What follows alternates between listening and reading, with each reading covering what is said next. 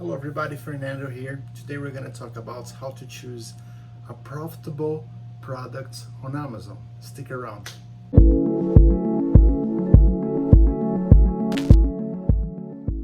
So thank you for stopping by. If you're new to this channel, don't forget to hit the subscribe button and click on that bell so you can get to see first my videos on this channel with amazing content. And please also like this video to help me with the YouTube algorithm. So I made a few bullet points here for you to consider when you're choosing a product to go on Amazon.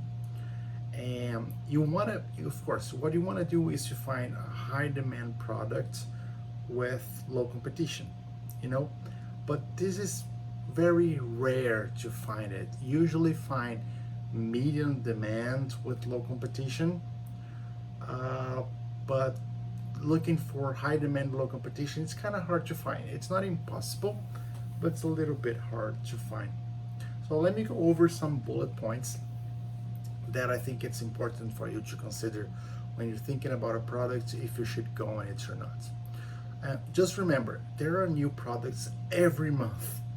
Every month there are new products, there are new ways of doing things. So the market never ends. And also the products that have a lot of competition and a lot of competitors well established, their niche is creating new niches for kids, mini, for women, waterproof, electronic. So it just keeps building and building and building.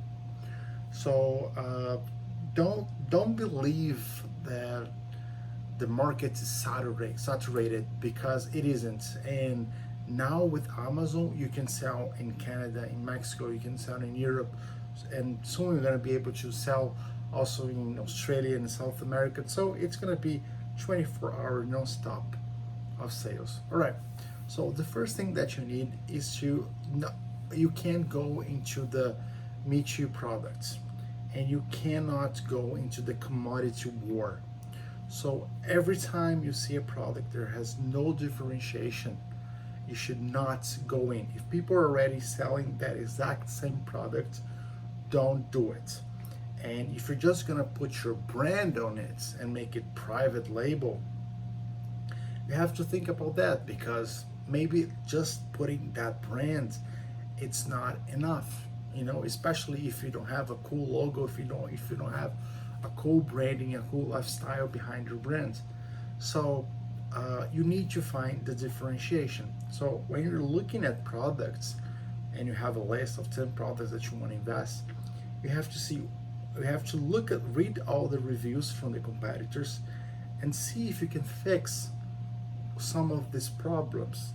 And if you can really find a good fix, or maybe add a gift that goes into the product, maybe you can get yourself a good start. Because remember, you're going to start with low number of reviews, and you're going to be competing with competitors that have a lot of reviews. So what's the point? And you don't want to get stuck in the commodity war. Every product there is the commodity war, just people selling the same stuff and competing for price. They don't care about the reviews, they don't care about customer support, they have no branding, they're not looking to fix a problem, they just don't want to throw the products at people and hope they're going to make some money in quantity. Commodity war has no winners. So don't never get yourself into a commodity war. Don't ever compete with price.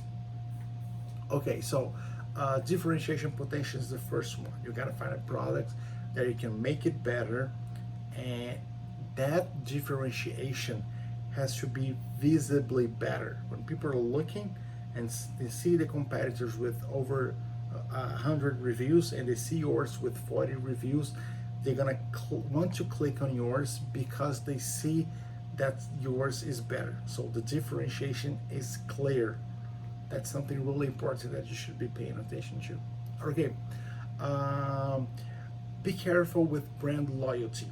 If you see a product and you see there are like main brands taking over that product, you want to be careful, because when there is a brand, they usually have multiple versions of the same products.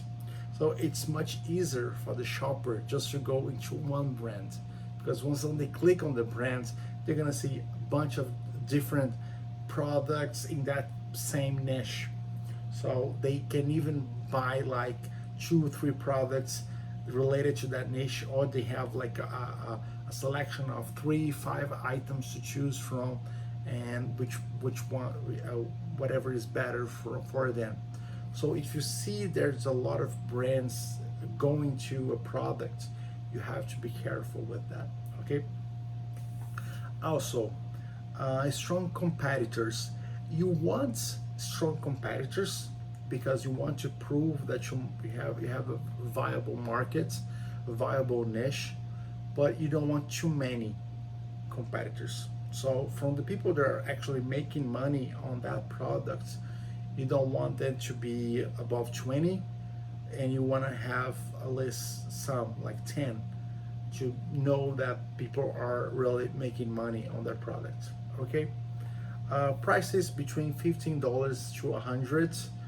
I usually go with 20 to 40. Hundreds products are very expensive, and 15, I don't really like going with 15 because the profit margin is not that big. You can have like 40% profit margin, but it's not going to be a lot of money.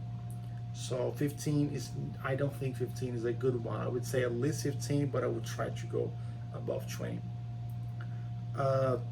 Reviews counts of the top competitors. What I like to do is only go into a product if there are at the most 2 competitors over 1,000 reviews. So if there are 3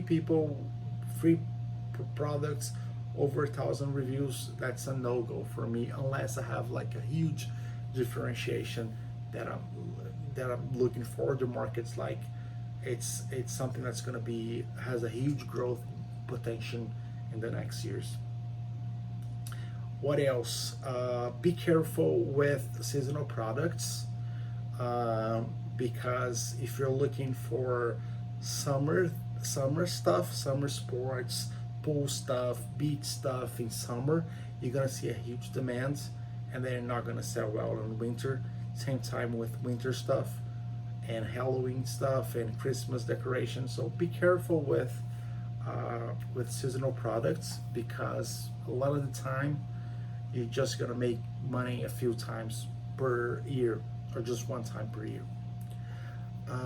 What another thing to take into consideration, is it a useful product? Because if it's just for fun, or if it's just decoration, is it a fad? It may be a fad, so people are buying it because it's fashionable now. But if it's not really useful, and will people be buying this product like in 1 year from now? So look for products that are useful. Another thing is profit margin. I would say profit margin at least 33%. If you're starting, try to get 40% of profit margin. But I think if you can't, 33% would be okay. And anything above 45% would be crazy, unless you're selling for Christmas or there's a huge spike on demand. And also also 33% of profit margin, but at least $7 of profit. Better if you get to $10 of profit at least. So in those 33%, get at least $7 of profits. But better if it is above 10, from 10 up. Also, take in consideration the weight and the size of the product. You can look at FBA calculators, Chrome extensions, so you can check on the competitors and see how much they're paying compared to the price that you found on your supplier, and then check your profit margin for that weight and size. So these are my tips to sell products on Amazon. These are like the criteria whatever I'm trying to go into a product, I see if it matches, and once it matches all of them, I choose the one that has the best differentiation, and then from there we can start. Hope you like this video. Don't forget to subscribe and like this video for me, and I'll see you guys in the next one. Bye bye.